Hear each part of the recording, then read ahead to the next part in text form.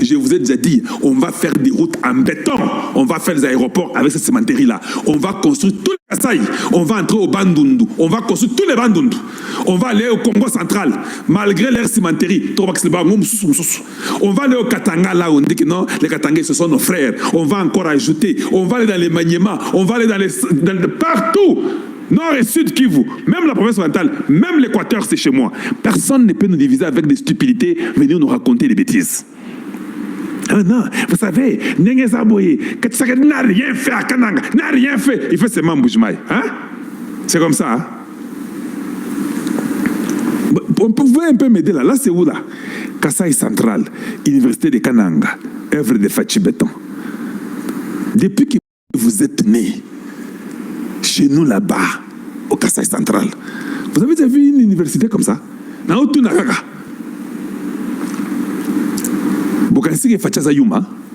Et puis ce qui est grave, Botin les Pénababeï. Bino. Bino, vous êtes mystique, hein? Vous avez m'envoyé les abeilles. Mais l'université est là, allez-y étudier.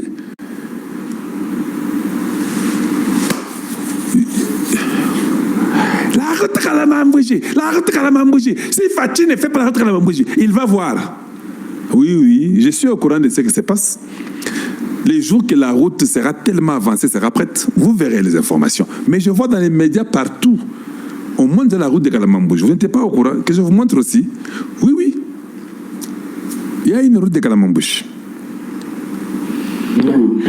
Tokotiango, on va mettre la route de Kalamambouji. Bougansike Fatchazayuma, vous êtes des mauvais, vous êtes des méchants. Vous voulez les postes, l'argent de la République, manger et aller accuser Tshisekedi. Cette fois, ça ne va pas arriver. Le gouvernement là sera restreint et réduit.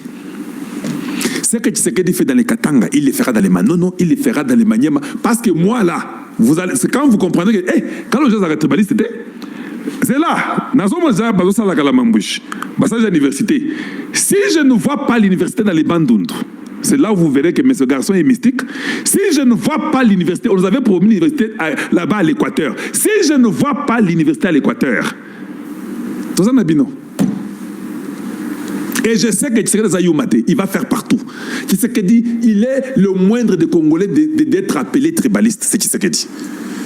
Je n'ai jamais vu aussi un président bon qui a les soucis que tout le monde se retrouve. J'ai vu les routes qu'il a fait dans les Kivu.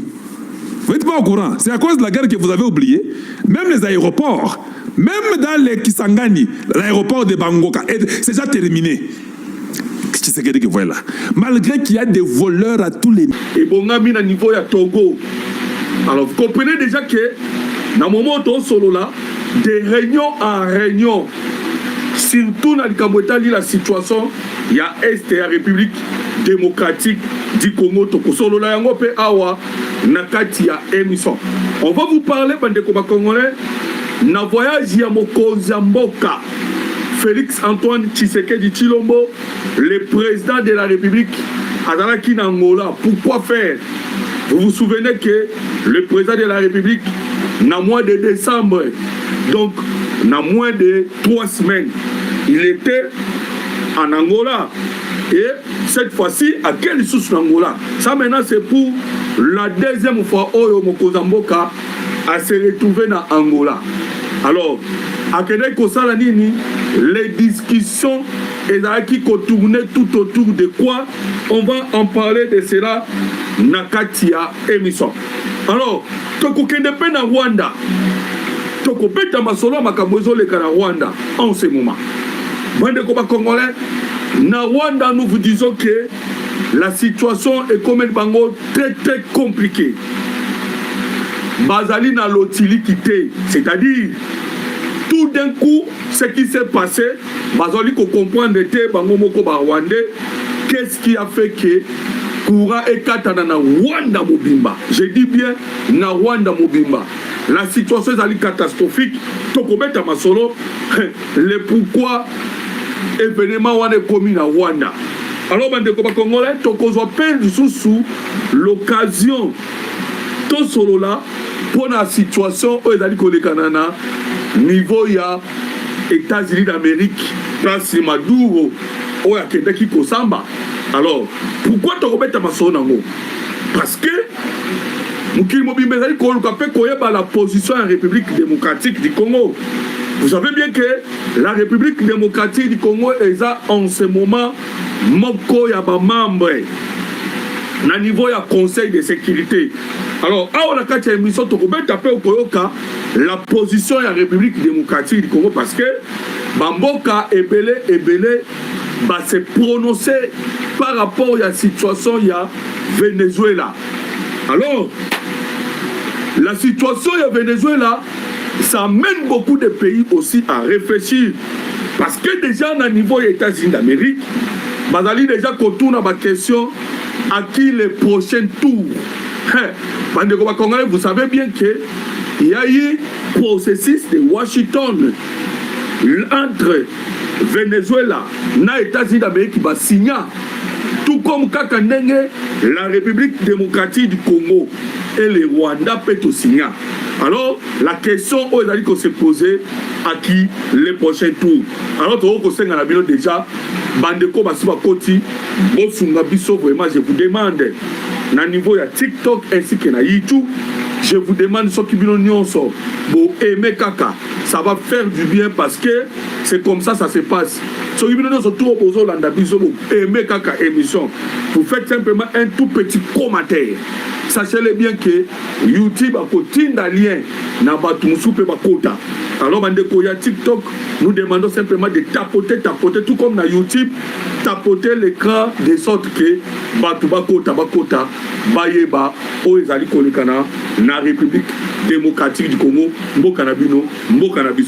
Alors bandeko bakongolais to bandi directement awa potobeta na bino lisolo, il y a ce qui se passe, la guerre na niveau ya Uvira. Parce que lobby le Rwanda doit qui coup dire. Le Rwanda vient de perdre un colonel. Et le colonel Oya Koufi Lobby na Uvira, c'est un proche de Paul Kagame. Il est tué par les forces spéciales de la République démocratique du Congo. Ouato Koloba, nos panthères et les hibous. Les panthères n'a besoin de hibous. Va apprendre déjà comme dans la guerre technologique. Vous savez que Paul Kagame a très fort dans la guerre technologique. Parce qu'il va faire ça qui est matériel.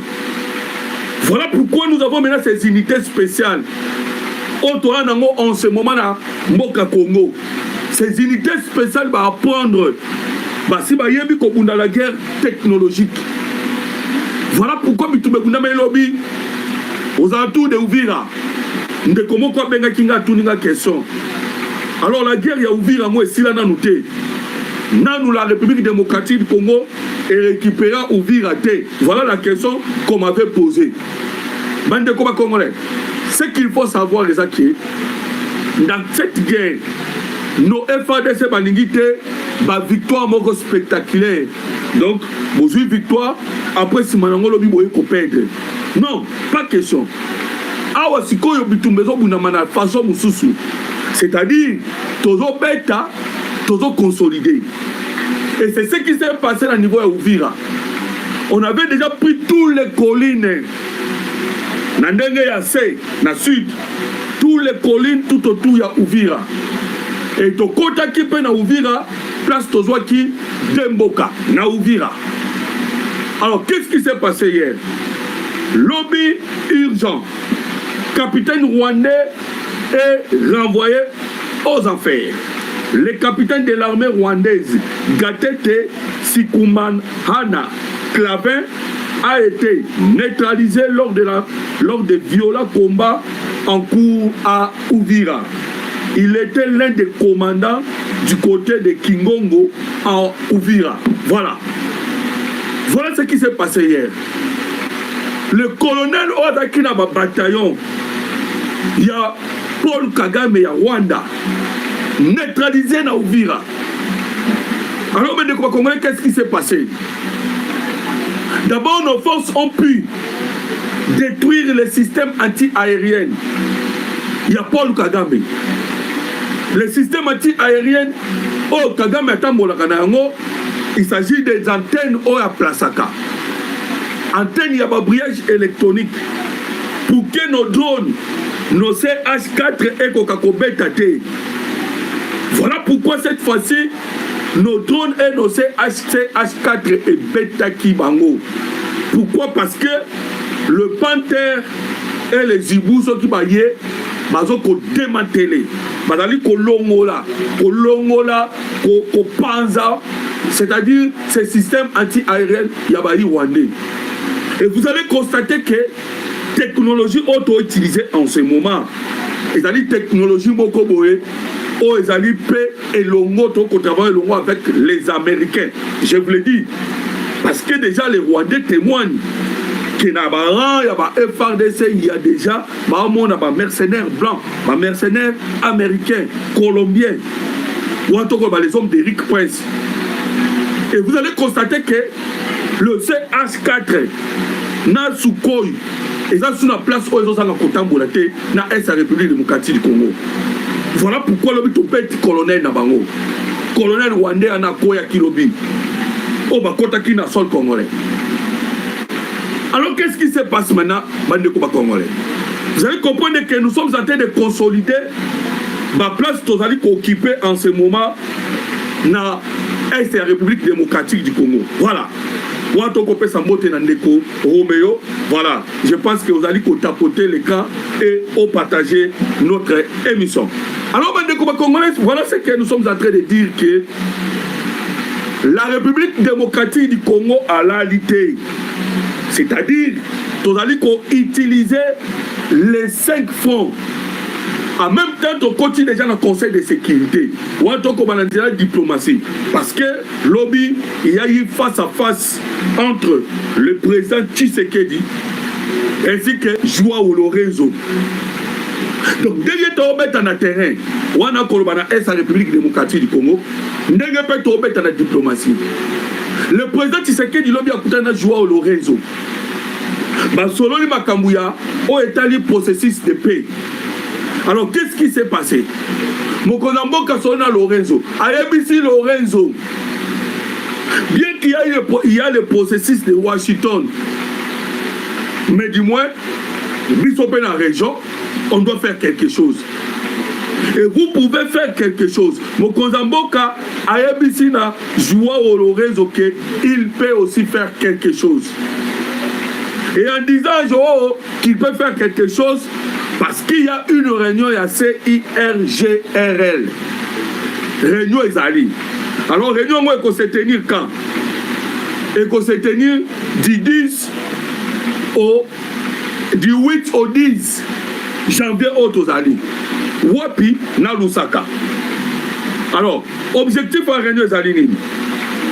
L'objectif, il y a réunion Ezali Kokota, parce que l'objectif de la réunion est de répondre à l'escalade du conflit dans l'Est de la République démocratique du Congo, dans un contexte de tensions régionales de plus en plus vives, surtout dans la guerre du M23 dans le Kivu. Les travaux qui se tiendront à huis clos, à Lusaka, visent à coordonner une réponse militaire et sécuritaire face à l'offensive du M23 que Kinshasa et l'ONU accusent d'être soutenus par le Rwanda. Alors vous comprenez que réunion au côté à huis clos pour une réponse, il y a attaque, réponse, il y a quoi attaquer auto Kobenga banani ba M23. Et que les États-Unis d'Amérique, pour Nabango et Silaki déjà, qui déjà n'a Paul Kagame, comme tu as violé l'accord de Washington, sachez bien que c'est fini. Kagame a essayé de faire des manœuvres pour que Aluka Ndengenini, avec ses collabos, à niveau des États-Unis d'Amérique, avec ses collabos, les Français, par Qatar. Mais nous vous disons que pas moyen encore, parce que la décision est ici est prise. Donc, huis clos pour se tenir dans Zambie, dans Lusaka. Vous voyez que Bamboka loko la Zambie. Voilà aussi et l'autre féliciter le président Tshisekedi. Pourquoi? Parce que bamboka lokola ba Zambie, bamboka lokola ba Tanzanie, bamboka lokola ba Burundi, bamboka wana nyonso ya ba voisin ya Grand Katanga na Grand Kivu, parti oyo ezaki vraiment déstabilisé parce que na kobeta bino pe lisolo ya déclaration ya Edi Kapen auti ko se prononcer par rapport à la situation ya Grand Katanga. Alors vous allez constater que Zambie, il y a eu terrorisme pendant qu'on s'est préparé dans le niveau il y a Zambie avec John Numbi. Oh monaki opération qui n'est que ça matin à Zambie. Tu arrêté peu ma terroriste. Il y avait aussi les M23 à niveau de Zambie. Oh bazaki ko lukaka babunda na objectif ba ya ko déstabiliser les Grands Katanga. Et Zambie a collaboré qui Zambie a permis ki biso to kota tina Zambie to ke no kangabango. Il en est de même na Tanzanie. Eric Kuba a kangama na Tanzanie. Alors vous allez constater que même na niveau de Tanzanie, les M23 baluka qui va se banda makambu pour travailler pour la koluka pour déstabiliser Grand Katanga, ils étaient arrêtés. Donc Tanzanie, Zambie, Burundi, ce sont tous ces pays-là qui ont facilité la déstabilisation de Grand Katanga ou tout le Grand Est. En ce moment, Bamboko c'est le non. Tous ces pays-là, non. Voilà pourquoi les gens qui ne ressentent pas huis clos. Dans le niveau, il y a Zambie. Et les gens qui ont huis clos et préparer l'action militaire pour mettre fin à M23. Vous savez qu'il y a deux pays. Depuis un certain moment, et subir pression, il y a l'Union européenne, pression internationale. C'est la Tanzanie ainsi que le Burundi. Les deux pays ont subi pression. Et ces deux pays vont subir pression par matin. Parce que le mafia, les Occidentaux, en tant que l'Union européenne, Qatar, l'Arabie Saoudite, tout ça, ils sont en train de chercher de tous les moyens pour que Bambo Kanami Balé va céder. Et lorsque Bambo Kanami va céder, et permettre Sikoyo, va contre Grand Katanga. Alors, au moment où il y a une élection, n'est-ce pas, en Tanzanie, de révéler tout ce qui s'est passé. Voilà. Na Tanzanie, il y a les Kanaki. Na Tanzanie, ils sont allés